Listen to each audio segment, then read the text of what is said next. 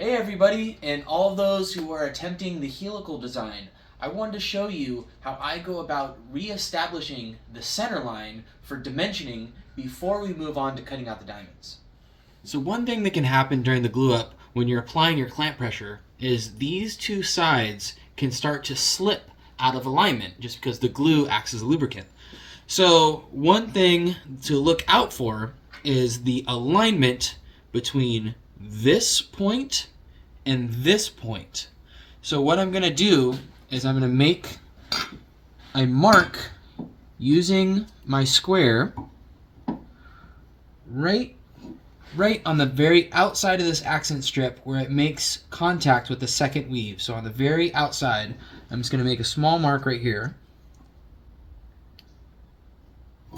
So that's showing the point of contact right there across the weave. And I'm going to do the same thing on the other side at this point.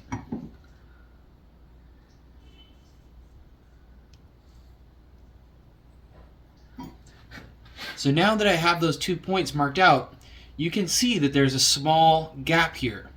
So theoretically, in a perfect glue up, if you were to able to perfectly hold this in place and you dimensioned it perfectly, this gap would actually be non-existent. These 2 points would meet perfectly.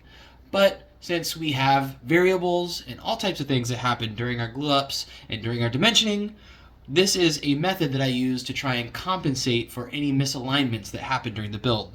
So now that I have these 2 points marked out, what I'm going to do is I'm going to make a mark exactly center between these 2 lines to make up the difference of that misalignment.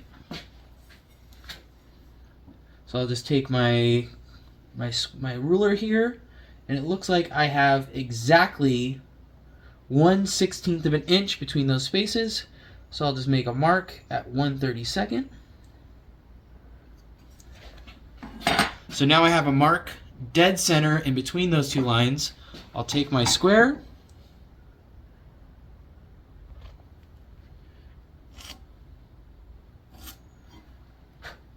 and I'll make my line. So this new line isn't the center of the stave in terms of the thickness. It's not perfectly center in the stave. What it is a center reference mark for the layout of the pattern on the stave. Because like I said before, the pattern can have a little bit of a tendency to kind of move around. And so what we're doing is we're trying to adjust a little bit to make sure that we compensate for any of that movement in the pattern in relation to the stave.